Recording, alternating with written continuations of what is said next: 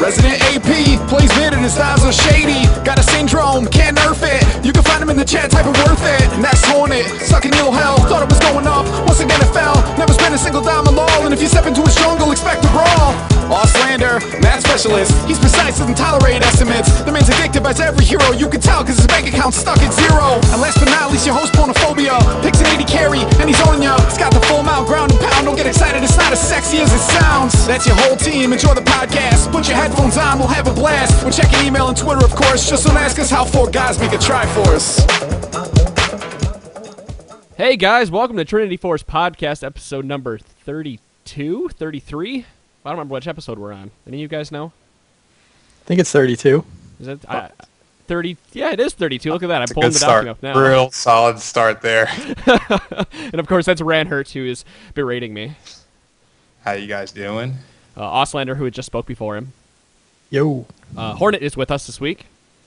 Great start, buddy. Great start. Thanks, pal. And of course, I brought in a special guest. You may see him if you're watching the live video. This is my co-partner on ggchronicle.com, Monte Cristo.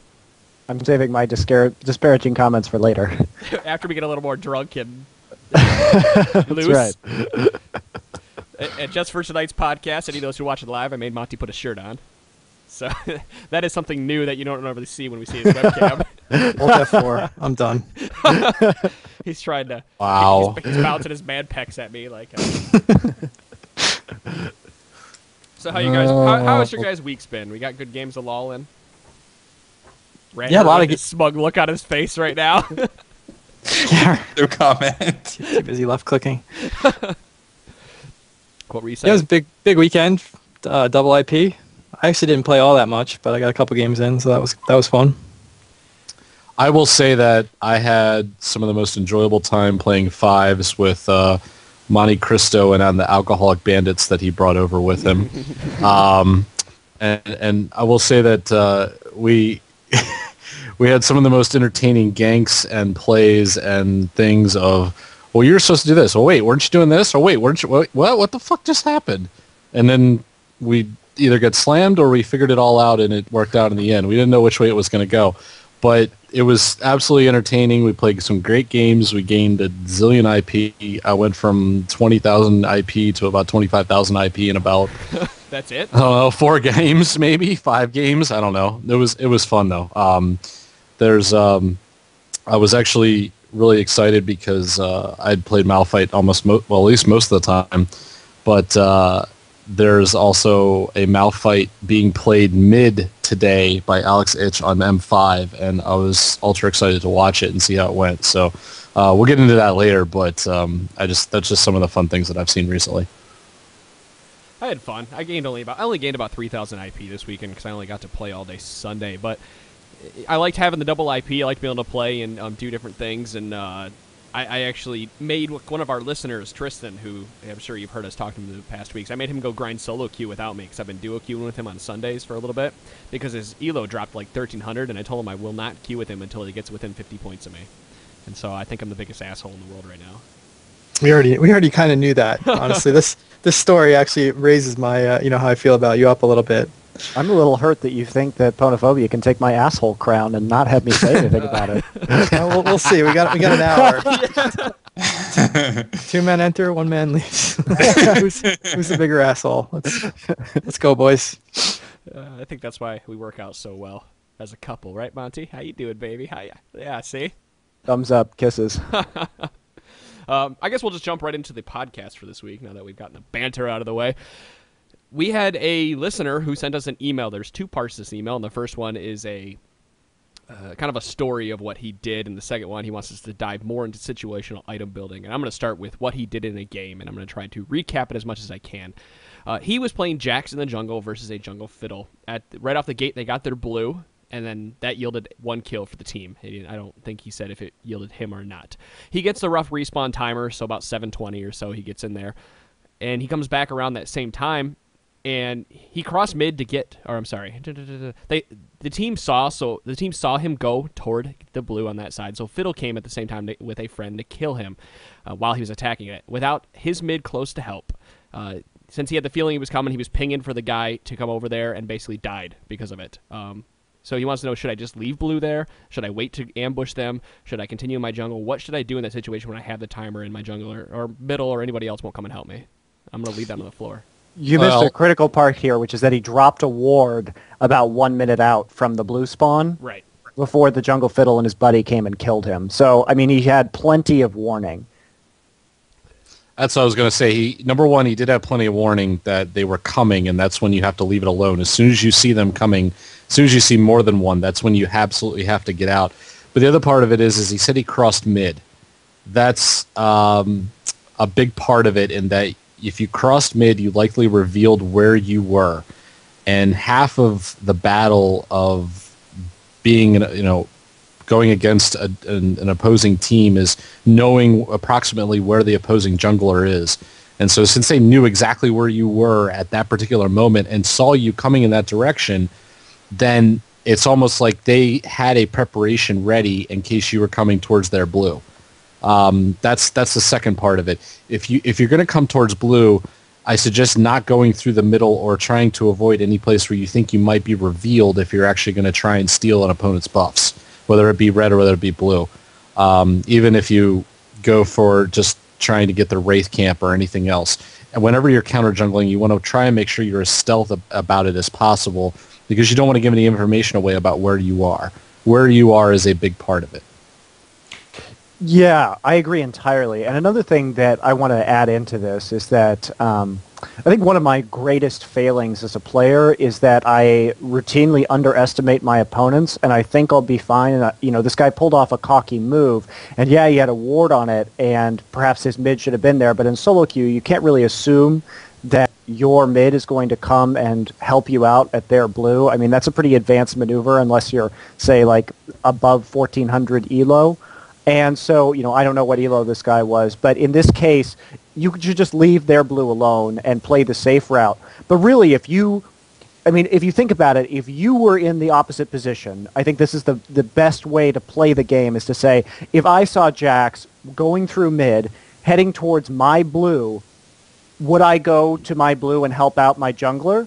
And if the answer is yes, then you really have to, take that kind of initiative to hold back and think about what your opponent's thinking about. And I know that I make these mistakes all the time, so I can kind of see it, I guess, in this instance. I mean, one thing I'll add is that, a lot of times if you're going to counter jungle, there is a part of, team coordination that goes with it. If, for instance, you're going to run into a battle there or you think you're going to have competition there to get the buff, then, if say you're on purple side, you're coming towards blue side's blue, you need to have the coordination of top lane and mid lane to be able to converge with you, because then you have strength in numbers to do to actually go and grab the buff and be in a team fight if you need to. The same thing goes if you're doing the opposite way, you're on blue side, you're going to purple side, you need that bot lane to come with you to that opening because it's pretty close to where Dragon is, and you need to be able to converge together to go get it. I mean, that's part of being able to counter jungle successfully, not just having a ward there, but also knowing that you can be backed up in case something does happen.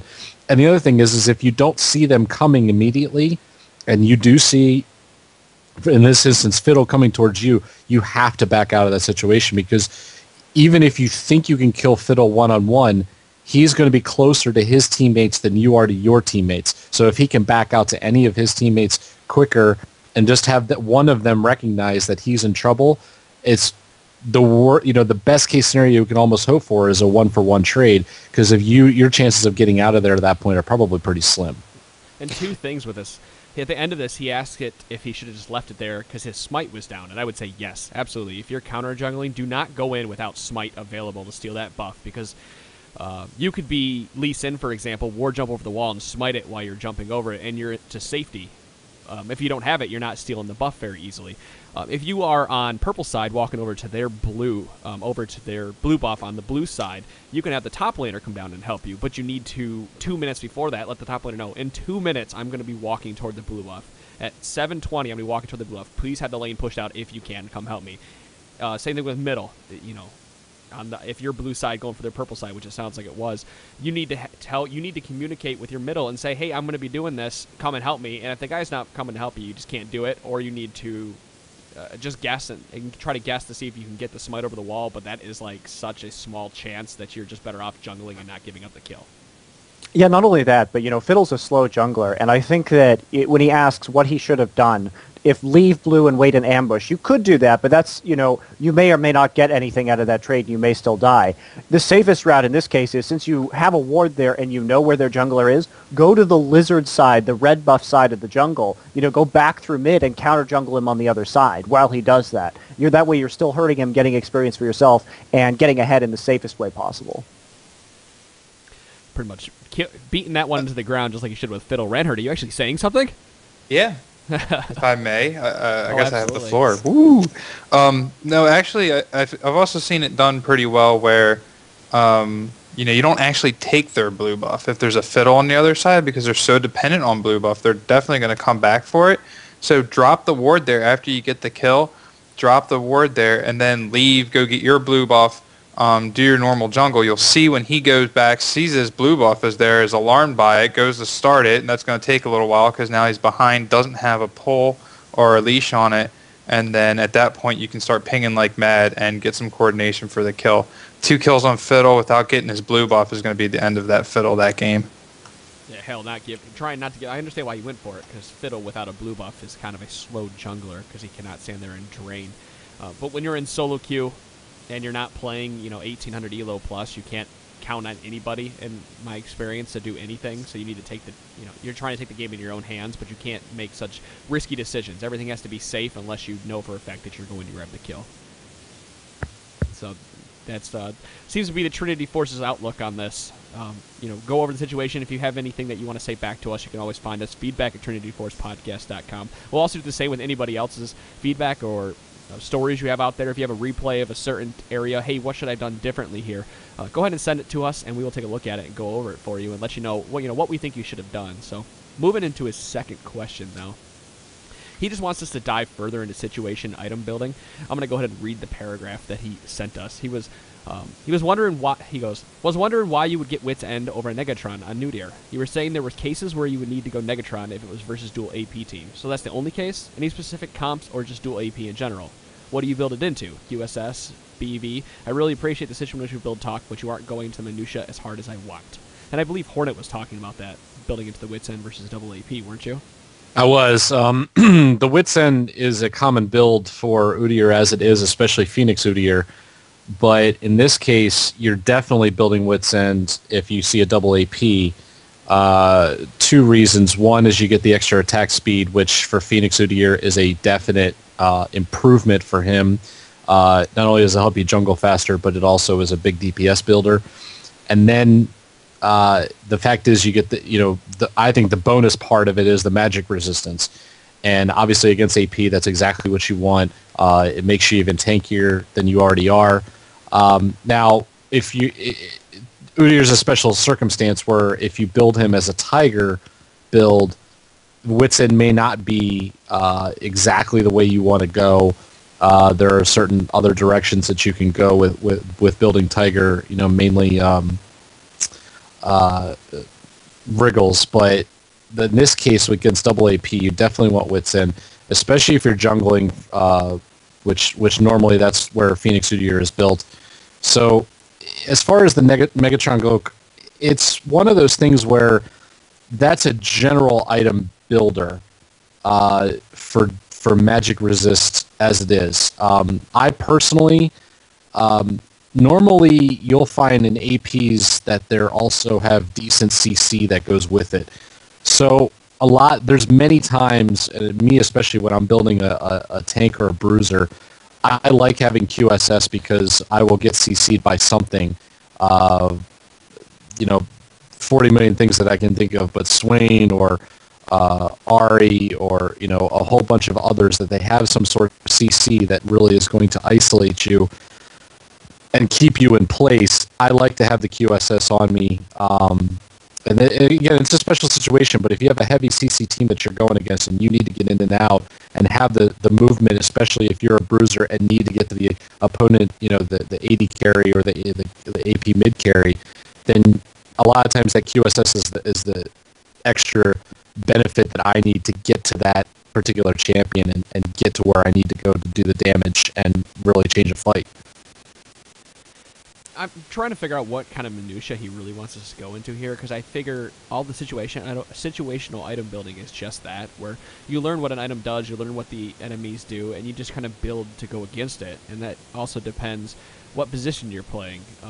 Top or bottom position might build a QSS, like you said, to stop a Morgana ult or to stop a blitz grab into a knockup. There's every little thing that you can think of that would be some kind of CC. A QSS is going to do the best for you to build from the Negatron Cloak, however.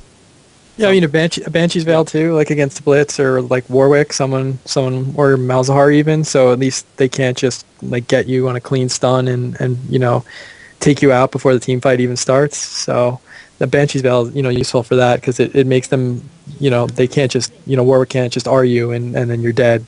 They have to pop your Banshee's Veil first. So that's sometimes I'll go that if they have a team where it's like if they stun me, I'm absolutely dead. Break that up. And let me give another instance of another situational building is say you need more armor. Say that there's only one AP on the other team and he hasn't really gotten any kill. That particular champion hasn't gotten many kills during the course of a match. Maybe they've only gotten 1 and like 3 assists, whereas the top lane is a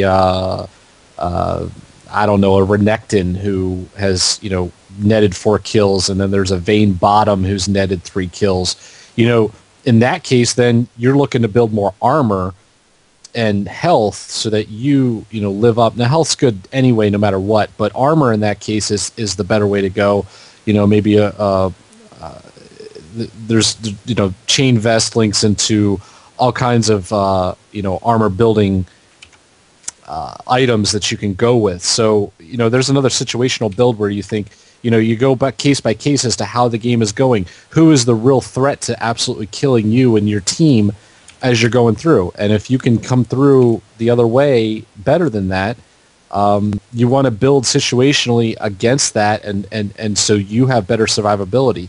QSS is another way of living, because if you have a heavy CC team, then you're looking to do that. Say there's a lot of AoE. I mean, what is the AoE damage? Is it AP or is it regular damage? So you're going to have these situational builds, and you need to pay attention. It's an integral part of the game of pay attention to who the target is and who you need to survive from as you go through a team fight. Yeah, and I want to mention also for the Negatron, it's always, if you're building a lot of HP items, let's say you build Wit's End and then you build either Warmogs or more likely Frozen Mallet on Udyr, then your Force of Nature is going to be an excellent pickup, because Udyr has initiation problems already as a tank, and so the extra move speed actually helps him quite a bit to engage team fights that he might not be able to engage otherwise. And also, Force of Nature gives you 76 magic resist, which tends to be more than those, which is straight up more than QSS and Banshee's Veil. So that's but like I said, you want the high HP, so you get more of a benefit from the HP regeneration from that. But Force of Nature is a great item on Udyr for sure. Absolutely. Completely agree with that. It sucks that Force of Nature sucks as an item as it is compared to other things for its cost. But on Udyr in particular, Force of Nature ends up being really good in a late game situation for a build, especially against other APs. Yeah, for somebody, it's hard to turn those big items into something. I mean, you have your choices, but it just feels so much easier to turn a Jane Vest into something late game. It's harder to itemize for Magic Resist. I know we had another listener who was asking us to kind of explain armor and Magic Resist, and I linked him back to the League of Legends wiki and just said, here's the math, check it out. There's not really much we can say for it. It's just they give you resistances, build a little more if that's what you're getting chunked out by. That's all you can really do to stop it. You can't, you can't negate their pen unless you're building more armor. But then the more armor you have, the more their percent of pen is going to do. So that's a perfect opportunity to ask people to rate us on iTunes. We are the podcast that actually directs you somewhere else to go get your information. Do your own goddamn homework. Oh man, I was wondering where he was going to go with this. Seriously. Yeah, if you want to get cussed out by Radhurt, go rate us on iTunes. Trinity Force Podcast. If you send us a really good email, he might actually do a personal berating of you for your own phone or message item. I'd be more than happy to. I knew you would. You're so might do good it. at it. I might do it just so Ranhart will talk to me. Yeah. Since Diablo came out, he doesn't speak to me. I get a good morning. What about you? Every I don't morning. get a good morning anymore. We don't talk during the day, and I still get a good morning. Yeah. Yeah, well, guys got to level up your characters. I have a level 7 barbarian. Am I good enough for you yet, Ranhart? Do I have your Well, love?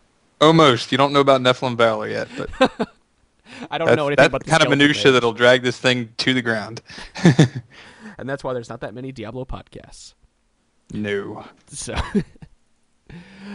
well, I'll let you guys decide. We got a couple other two other topics here. We can either go into the patch notes, Draven, or talk about MLG and the Curse tournament. So, which sounds more appealing? I'd personally like to bring in Monty because Monty has done 2 really good write-ups on the preview for MLG Anaheim, which is coming up this weekend. And this might be, in my opinion, one of the biggest, convergence of League of Legends as far as quality teams that are all going to converge in one spot for a offline tournament. My only exception to this is there might be a couple of European teams that I would like to really be there but can't attend. So we're talking about Team Marn, right? What's that? That's what we're talking about, Team Marn, right? That's a sweep. That is a sweet team. Yeah, we'll have to talk to Marn about that at some point.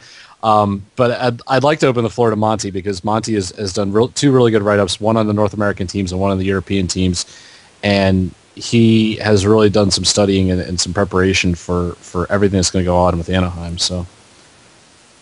Oh boy, put on the spot. You have the floor, sir. You should also say hi to Soter, our streamer and caster. He's casting with Quickshot right now, the Intolol North American tournament, but he's been casting with Quickshot a lot lately, and he's going to be at MLG Anaheim doing some coverage. So if you're there, you should say hi to Soter. He's a really nice guy. You'll recognize the Fro. You will recognize the Fro when he's there. Nobody has a Fro quite like him. Just saying. So as for Anaheim, though, I mean, I'm super excited about this tournament. It's really the first time in a long time that we've seen like a big tournament with both North American and European teams. Really, it's been since Hanover in March. And I think the field has changed quite a lot since then. If you remember, TSM was looking pretty bad at Hanover. That was before they made their changes with Dyrus and got their coach for a little bit and kind of did things a little more seriously. They got knocked out in the group stages and just a lot lower than I think many people would have thought. And of course, after all the team changes too that we saw with Boy and Crumbs and Saint Vicious moving around, I think that this is really up for grabs, and especially also since Moscow 5 isn't going to be there, and I think they would definitely be the favorites going in if they were, based on their really incredible LAN performance. I have to say, I really think that CLGEU is going to win this one. And I think that because Froggen and Wicked are probably the 2 best players in their position in the world, and they both happen to be on one team, which certainly helps. But most of all, I think that they are very disciplined and professional, and that they're going to be very prepared going into this tournament. But I think they really want it. And I think they really want it. A while ago on GGC, I interviewed Snoopy, and he was saying, there aren't that many EU tournaments with circuit points, and they have 0 circuit points for the Season 2 finale right now. And they desperately need to collect circuit points from this event to actually stay in contention to go to the European Championship. So they have a shot at that $2 million in LA in October. So I think that they are much more desperate. I think that Curse EU, formerly Absolute Legends EU, is also very desperate for those points for the same reason. But I think the Counter Logic Gaming is actually going to pull it out. And I know online Counter Logic Gaming EU does have, I think, technically a losing record against ALEU, but I really believe that they're going to show up and really perform. I think the other teams to look out for are Team Dynamic, which is really, really up and coming. And I saw, the first time I had seen their new top laner, Zion Spartan, and their AD carry Zig was in the GG Classic, actually, when they were playing for Just Your Average Joes. And I was really amazed at how good both of those guys were. And I am not surprised that those are the 2 players that went to Team Dynamic and kind of they did so well, got 4th at IPL4. And now that Dignitas, CLG, and Curse have all been kind of gimped by the trades, at least temporarily, until they can get their new lineups up to speed. Team Dynamics should be performing very well. MTWNA, a team that everybody at GGC I know is very fond of for their unorthodox meta-breaking strategies. Also looking extremely good right now. They were against, they were against Team Dynamic in the IPL 5 qualifier finals for the first slot. Dynamic won, but MTWNA has recently taken out Dignitas. You know, they performed extremely well in tournaments, online tournaments, and this is their first LAN after they didn't get to go to Kiev. And Muffin Cutie has been doing a really great job of support. They've rotated positions once again. So, Atlanta's playing AD now. Smithy's in the jungle. And I think they're very strong and shouldn't be underrated. So those are the kind of teams I'm looking forward to. I think Solomid is going to put on a strong performance as well. They'll probably end up in the top 3. So I guess my top 3 are Curse EU, CLG EU for first, Solomid for second, Curse EU for third, and then MTWNA and Team Dignitas or Team Dynamics should be up in there as well. I think CLG, Prime, and Dignitas will slip a bit in this tournament, not forever, just for now. And TSM Evo is looking strong, but I don't think they're going to have the practice necessary given Salsi's high school graduation this week to really do well at this particular event. I wanted to just so everybody knows, we had Atlanta on as an interview a while back on this podcast, and the one thing I want to say is that Atlanta was part of A Picture of a Goose was the team name that they had. They picked up sponsorship from MTWNA. So it is the same team minus 2 people, I believe. I believe they switched 2 positions now, but it's still essentially the core of that team is still the same. And the other theme I want to point out is the fact that, because we know how big team dynamic is and how working together is such a huge thing for teammates in this in this game and in LAN tournaments as a whole.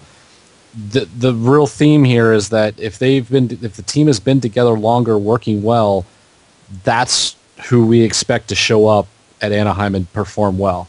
That means CLGU is probably they've probably been together now one of the longest stretches of any team, now that I think about it. And Curse EU has actually been together for a decent amount of time. TSM, it's been since Kiev that they made the change to Dyrus, so this has been, plenty of time, plenty of practice, whereas the rest of the changes that are coming in CLG and Dignitas, those are going to affect those teams, and we really believe that as a whole it's going to affect those teams in the long run, and they're not going to perform as well.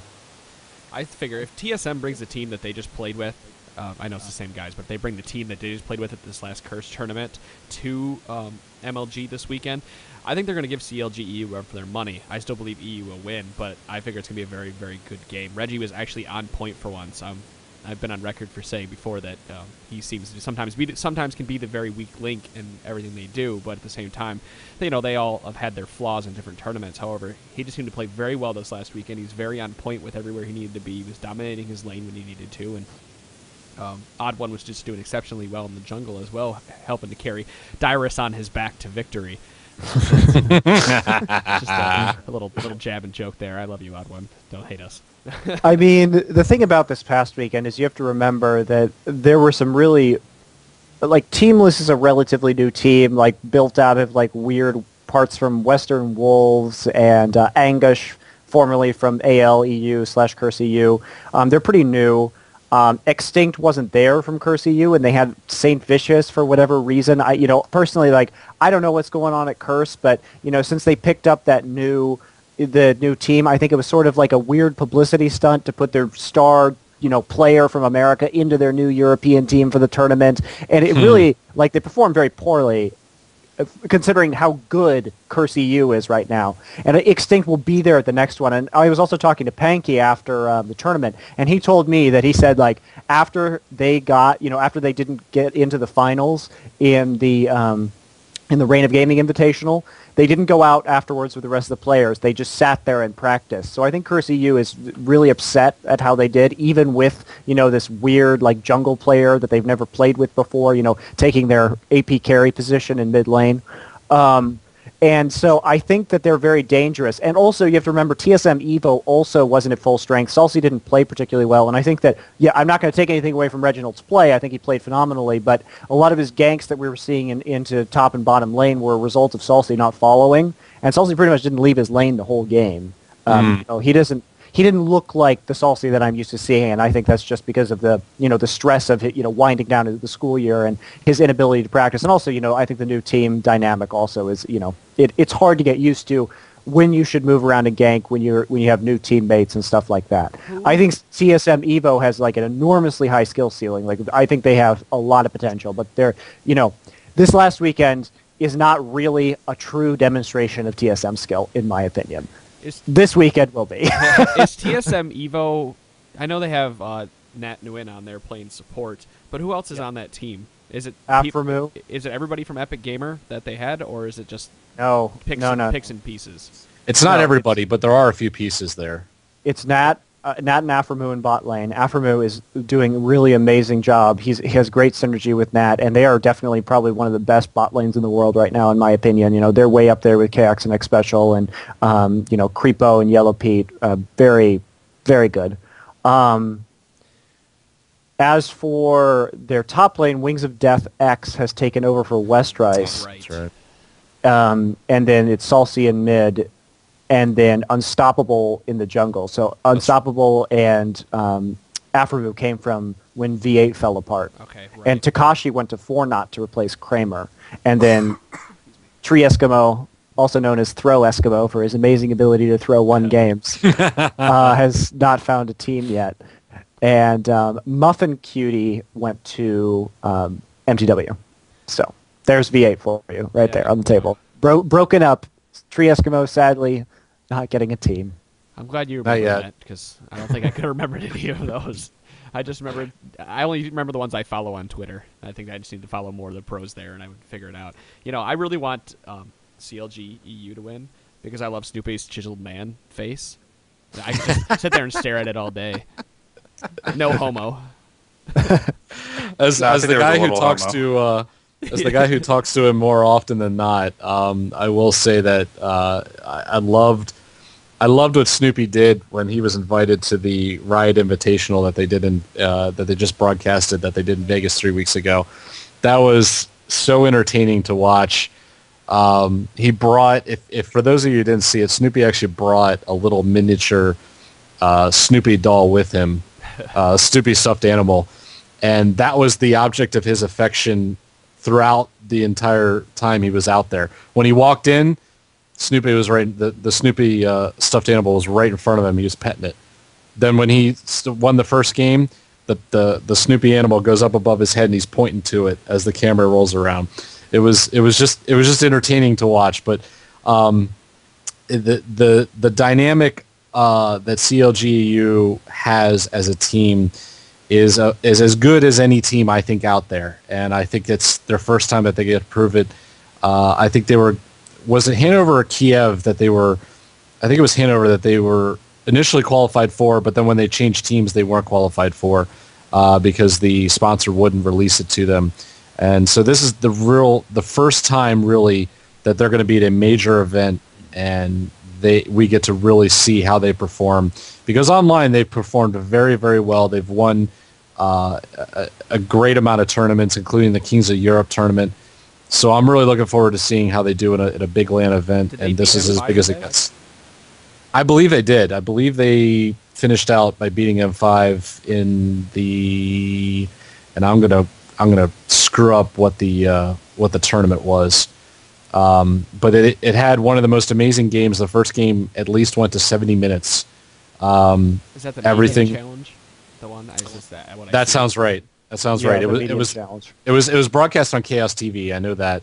And there's a lot of complaints about how that was handled by the casters. But the first game was about as epic as it gets, being 70 minutes, and it was very, very impressive. Those two teams were matched so evenly that it was just one mistake. And it's actually crazy that CLGEU was behind, or I'm sorry, they were ahead by 2 kills and about 2,000 gold. This was 55 minutes in, and Gosu Pepper on Blitzcrank lands one grab on Scumbag Crepo, who's playing Soraka as a support. They kill Soraka, which leads to a Baron, which leads to completely evening everything out. And then the game just went on for like another 25 minutes where they danced around Baron and they danced around towers. And if you get a chance to go watch it, I know it's been put up there on Reddit, the link for it, so please check it out. I'm also very affectionate to the fact that Alex Itch played Malphite mid as AP mid. I would like to try this now. Considering how much I love Malphite as it is, I want to try him AP mid since I don't play AP mid very much, and see how it goes. But yeah, check it out. I've actually tried AP mid after Alex has played that at Kings Europe, I believe, or maybe it was Kiev. I don't remember which one. But yeah, it's tough. It's pretty tough to play. I think you have to have the right matchup, obviously, but it's. Nivea today. He was going against Frog and Zanivia, who, by the way, is the best Zanivia in the world. Yeah. But he definitely made it work, and I definitely think his passive played a role where every time he would get poked, it would kill the shield, but he would be in a safe zone, come back with the shield on, and come back and farm, well. I think I made a difference in the matchup for how everybody normally loses to Frog and Zanivia, especially he was keeping up with farm too. At one point, when I was watching, I had only got to watch spurts of it. They both had like 80 farm apiece, but he was up on Anivia because he had 3 gold per 10 items sitting in his inventory on him. Right. And which is, I'm finding it as a common build now for Malphites, is to get the 3 gold per 10s and leading to bigger things later on. And the gold advantage you end up getting is so huge that it makes him fully built as a tank and damage dealer by the time it's all said and done. So I did notice when he was playing Malphite, though, he never used his ult. But now I can't say never. He hardly used his ult to engage with. It was a lot of them. He had to use his ult to get out, like a flash, or he would use it to try to grab 2 people. Because you see in a pro play, no one else gathers up, and especially in ranked games. I mean, if you go in ranked games, you'll be able to catch at least 2 because the carry likes to get hugged by the support. So you'll be able to catch at least 2 people with them. But when you see those pro games, no one is really next to each other, so Malphite's ult kind of gets negated a bit. So he was using it quite a bit to get out after they engage.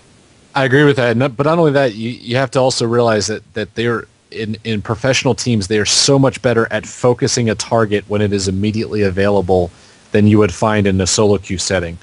If someone is caught out of position, it can be an absolute split second that they're dead. Right. It doesn't take much at all to get caught. Like, okay, this is why we're starting to see Blitzcrank be banned. I know TSM loves to ban Blitzcrank because if Blitzcrank gets one grab and is able to grab any of the correct targets and pull them right into the middle of the team, they're done. They'll immediately have the great focus to just absolutely kill them on the spot. And that's why I don't think Malphite could really initiate, because number one, you said they're spread out, but number two, if you dive in and you only knock up two of the characters, the other 3 will immediately focus you, and especially if it's a Soraka that doesn't get knocked up, you're also silenced. So where are you going to go? It doesn't matter how tanky you are. You can have your entire team try and follow you, but the Malphite ult is such a it's a long enough distance that I don't think you catch up before you get targeted and probably killed. You make a very good point. Anyone else have anything else about this weekend, or are we just all on our seats waiting for the end of it? What the hell's going to happen? When do the matches actually start, by the way? I don't actually know that. Friday at 5 Pacific, 8 Eastern. Oh, so nice. Nice. I believe. Do they start up early in that morning, too, at like 8 a.m.? 5:30 p.m. Then Saturday morning they start at 10 Pacific, and Sunday 11 Pacific. Finals could go for a long time. The grand finals are booked from 3:30 Pacific to 9 p.m. Pacific on Sunday. Wow. But that's because there's possibly 2 best of 3s occurring, and they need to fill it with commercials. So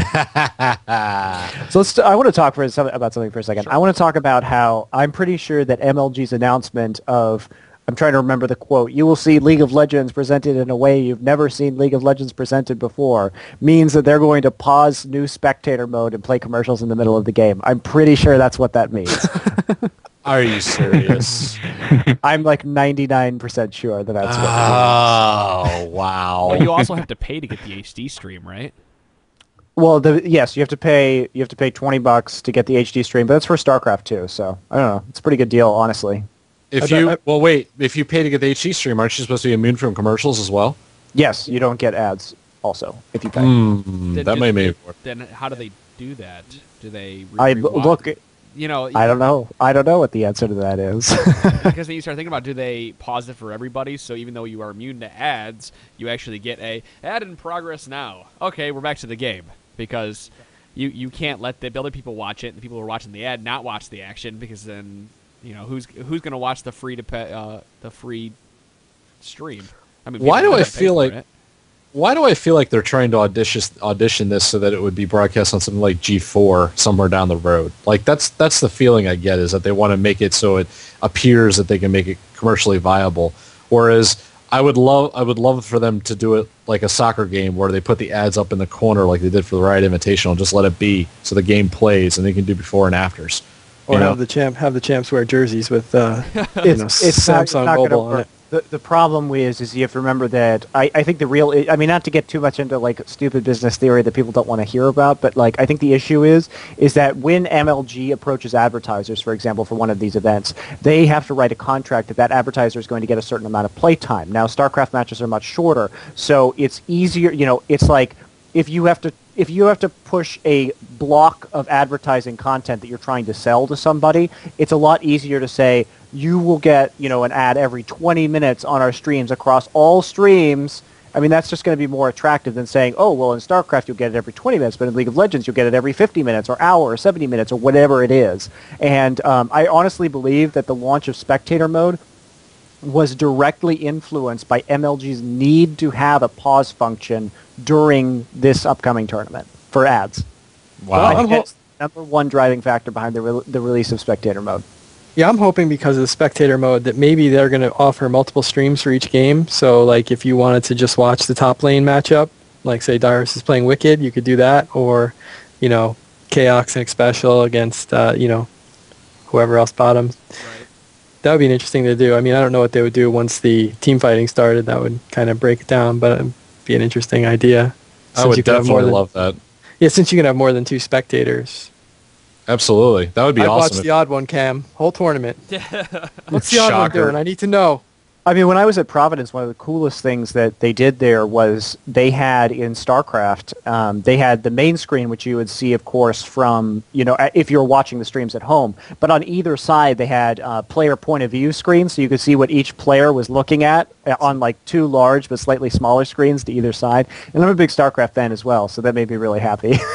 That's awesome, actually. That would be cool if they could pull that off with, particular players where you were actually watching their screen for League of Legends, because I think a lot of people would be interested in that, especially how, I think it's been talked about before, how players really use the mini-map to move around a lot more than shifting their mouse to the edges of the screen, and how their positions are using the mini-map to click around a lot more than actually, shifting of the screen and whatnot, and how their movement goes, because movements for advanced players is something I think a lot of people would be interested in seeing personally. And I know they sometimes see it on the streams, but there's sometimes where you don't get to see it on the streams, especially in a tournament setting. So it'd be interesting to me. Yeah, as long as we're theory crafting about how events could be more awesome, I'd love for them to find a way to transmit the audio over radio frequencies at short length from the team chatter. So if you brought a portable radio, you could hear team chat. Somebody wants to go to a baseball game and listen to the radio broadcast. That's right. I see how this goes. Right? Yeah, but I mean, with team chatter, it might be really interesting, so you could still hear the commentary at the same time. I wonder if would that be interesting though? Because you probably get that, the 3-minute delay for what actually happened. Yeah, of course. It's not like feasible. I was just saying, it'd be cool. That would be interesting. But if they're playing on, I don't know if they're going to have 3-minute delay if they're in soundproof booths. That's another great question, actually. Oh, that's a good point. That'd be interesting. Well, this one's going to be interesting to watch, because normally they're not in soundproof booths, and I've heard pros talk about it in the past, that they can't actually talk to each other or hear each other very well. I think it was a big problem at IPL4 because I think League of Legends has gotten to the point where it's so popular that the fans are actually now loud enough that you can't hear your teammates. Yeah. Well, you see a lot. What do a lot of them do? I think they have their own headphones in, or they wear. I always see them with 2 different type of headphones on, especially at those tournaments. They don't have the glass boxes, like they'll have the earbuds. They don't. Whatever. They don't have two headphones. They may have noise canceling headphones over the earbuds, but that's just so they can't hear, or they're just like sound blockers. Yeah. But I mean, but you can't pick up the sound if you're using it through one of these headsets like we're using. Yeah, after hearing about IPL4, it was very different from Providence, where StarCraft was really the main event at MLG Providence when I went there, and the crowd was fun, but it was nowhere near as just like raucous as the LoL crowd at IPL4. And I don't know if that's because everybody was drunk because it was in Vegas or what, but it'll be interesting to see if we can pull the same kind of like really loud crowd at IPL5. Hell, I know I'd be drunk if I was in the crowd. Exactly. I was about to say, I know if I was there, I'd be drunk. I mean, it's a given. Yeah, Hornet and I would be off to the craps table gambling, getting the free beer down there. And let's go to the tournament.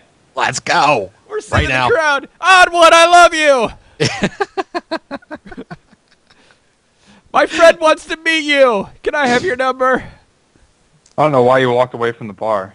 Yeah. That's what I'm trying to answer. Renner's like, watch new whatever mistake. you want. I'm still at the bar. Renner's like, I just bought you a Manhattan and you walked away. What the hell is wrong with you? All right, so I wanted to move into a brief talk about Draven, the glorious executioner. So excited. Oh, me too. I love what they did here because I love the fact that it really plays on, okay, if you can consistently, this is like a character that I feel like you need to train yourself to get used to the throwing axes. For those of you who haven't seen the video for introducing him, he has a way of throwing axes, and when he throws the axe, it actually bounces back and gives you a circle for where the axe will land so you can catch it again. And I'm looking forward to I feel like this champion more than any other is going to be a learning process to get yourself trained, because where you move to after you initially throw the axe is the direction that the axe is then going to be where it will be caught or where you can catch it. So if you throw it and then back up and turn around different direction, that's the direction the axe is going to go. So I'm really looking forward to seeing that dynamic and playing with him. I may actually just spend the IP and just buy him outright when he comes out, because I want to actually play with him for a little bit and have some fun. Not only that, but the spinning axe refreshes the cooldown of his move speed and attack speed buff. I mean, we're going to see some crazy high levels, amazing plays out of this guy. Absolutely. I haven't been this excited about a champion in a long time, and I really like this one because the skill ceiling is just enormously high, and what the pros are going to do with him is going to be ridiculous. I liked that he can get two of the spinning axes going at once. So you've got two reticules on the ground, and you have to try to walk to them both and get them to spin and throw back and forth, and it just looks really cool. Like everything they've been releasing has a very aesthetically pleasing look to it, and it's just everything that they've been doing recently has been more and more. Also, his ult, global ult. Yeah, awesome. global ult. That Yes. Well, I like that you could bring it back to you. Like if you send it mid, you can send it mid and then bring it right back and try to use it bottom lane again if you need to. It's not like any other global ult where you just shoot it and forget it. You need to know when you can pull it back if you need to.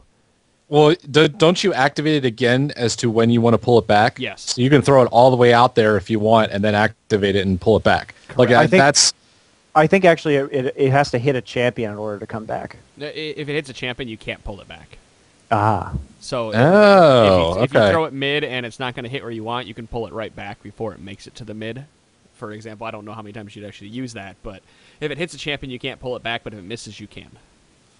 Oh, isn't that interesting? That should be awesome. I like I said, this champion does have me excited because it's almost like another game in and of itself to throw axes and go catch them, and also continue to do the damage and continue to get to keep all your buffs together. I mean that entirely just intrigues me as far as the gameplay of a character goes. It should be really fun to get him in a team fight, because that's going to teach you to be in very good position to start your axe throwing. Because if you isn't that one the truth? Wrong position and you throw an axe in front of you, suddenly an RE taunts you because your axe landed where her E is out, you're dead. That's where I actually give Freak a lot of credit in the video introducing him. Do not put yourself out of position by a little bit, and you will get caught and punished for it. And he shows a perfect example of it in his video. I was very impressed with it. I think he tossed an axe, moved forward, and that's where the axe was to be caught. So he moved forward to go catch the axe and was immediately caught by, I don't remember what, maybe it was a blitzcrank grab or something, and and then killed almost instantly because of being out of position. And I think that's going to be another part of him altogether. teaching noobs positioning, right? Yeah, really. I can still learn from it. I can't wait to get him. I've got the the RP already. I bought it today thinking he was going to be out because I was on the drive into work and saw it pop up on my Twitter. And I was like, I started watching the video while I'm driving. I got all excited, got here, bought the RP, and realized he's not even out yet.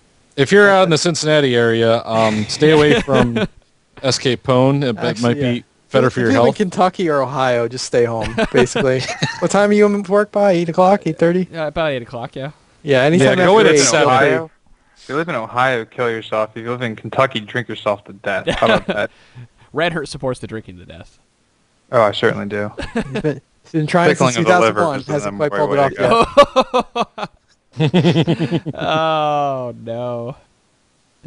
So, all right, guys. I think normally we'd run. Well, actually, you know what? I kind of want to run a really quick patch notes. We're hitting the hour mark here, but I don't think you guys will be. So, distraught if we go over an hour. I just want to quickly gab some of the ones like the Swain buffs that we get in this patch. I believe the patch hits tomorrow when you guys will be listening to this, and people have been talking about how great his new Ravenous Flock, or not, sorry, what is it? Decrepify, right? That's the dot, the bird dot. Yeah. Where it, I know what you're talking about. Yeah. Bird poo. Yes, the bird pooing. Where the range has actually been increased and the slow has been increased to later ranks. Starting, it looks at rank 4. No. Rank 2, actually, 25% from 23%. So starting right at rank 2, you get a more of a slow. And I've seen a lot of talk about him saying that just adding this real quick buff to Swain is going to make him so much better. But I've never played Swain or really played against many because not many people want to play him because he seems to be very blue dependent. But what do you guys think? Just that little buff going to make him great?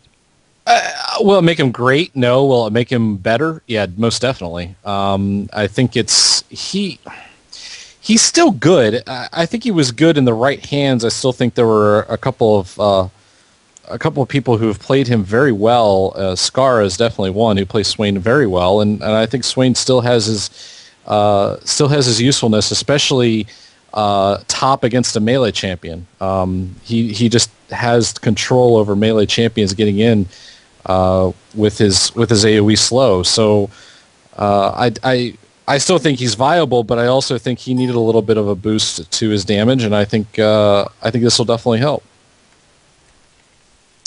By the way, one thing I want to throw in real quick is I want to give a shout out to Bad Administrator because he told us about the annoying sad robot Amumu laugh that you could hear just about everywhere, and it was fixed. I'm glad for you. I really am, because Bad Administrator, you were definitely affected by this on more than one occasion. I actually spectated a match, I think on Sunday, or maybe it was Saturday, where Wrecker was playing with, I think it must have been Sunday, because I think you were playing Pwn, with Sad Robot Amumu, and he just spammed it the whole time. I had my sound turned way down, so I couldn't hear it. I think yeah, I it was the worst. Shyvana. I had to punch out. I couldn't deal with it. Well, we told him when the match started, we're like, try it. I don't think they fixed it. And then he just spammed it the entire match. Oh, God. Don't tell him to try something and then he knows it'll annoy somebody. That's just like license to go to insanity right there. Yeah, well, thanks, Wrecker. Interesting thought here with the patch. Darius got a little nerf with his attack damage ratio. For his passive, it went from 0.4 to 0.3, but they didn't take any away of his natural tankiness, which I really thought they might do, but I guess they just want more people to learn how to play against him before they, nerf any of that. Well, it's probably a thought process where they want to give a little bit more time to see if the rest of the community adjusts. I know I always go back to this. Akali got a slow nerf, and then about a couple months later, another small nerf, and then a couple months later, another small nerf, until they finally, got her to a point where, the bottom level of people who didn't know how to play against her finally were feeling okay not having to ban her every single game that you would see. So I agree with you. I think they're still monitoring because they don't see him being that much of a factor in higher games. But I am seeing a lot of pros pick Darius in matches and in important matches and doing, in some cases fairly well, in some cases not well at all. So I know Wicked's been playing him top lane. I know I've seen Soaz when he's playing for Fnatic play with him. So, he's being picked, so that means he is viable. It's just a matter of, is he overpowered or does he belong where he is? And I think Riot's still monitoring that. Guess we'll have to see in the future. And I know there's one other buff that I want to talk about, and it's a new buff, and this directly correlates to Monty bitching last week about Empire. And now Nunu no longer is revealed in the brush when he starts capturing Absolute Zero, so that means Empire is now back as this next patch.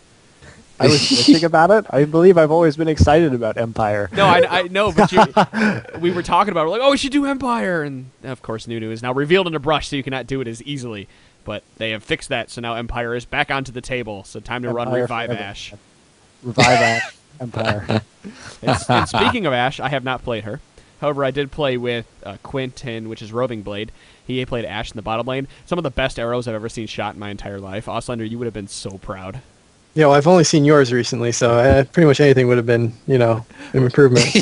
Monty, you were top lane, right? I think it was Vlad against Kale. Was that what it was? Mm-hmm. And we baited Kale into the turret to get hit by an arrow. From bot lane, arrow is shot. Oh, nice. Yeah, the arrow all the way from bot lane, and I'm up there with Shyvana and Vlad. We're like doing the dance to try to get her to walk back into the tower to get hit by the arrow. Which led to a kill. So, yeah, if you actually want to watch somebody that can hit arrows, watch Roving Blade when he plays with us. It's very impressive. He ended that game like 10-1 and 14 or something like that. Yeah, better than my I think he had a really good Vlad game, too, I think, against Renekton. I was spectating. Yeah, I gave double buffs to or red buff to really early. Yeah. I was spectating, and I messaged Pone, and he's like, oh, I just gave up first blood. So I knew that was coming, and he fed double buff to Renekton top, and Roving Blade just pretty much took it from him. Like, yeah, give me that. I'll take those. I did find the rest of that game. My Once not awful, but once Roving Blade just carried you. Yeah, right. Sure, you're doing great. Thanks, buddy. So, the fielder buffs and whatever in this patch. If you guys feel that you need to talk to us about it, we'll definitely go over it. I wanted to walk into this real quick. End of this podcast. If you guys are listening to us on iTunes, please go and check us out. We are the Trinity Force Podcast on iTunes. You can just search for us right in the store. Please go rate us.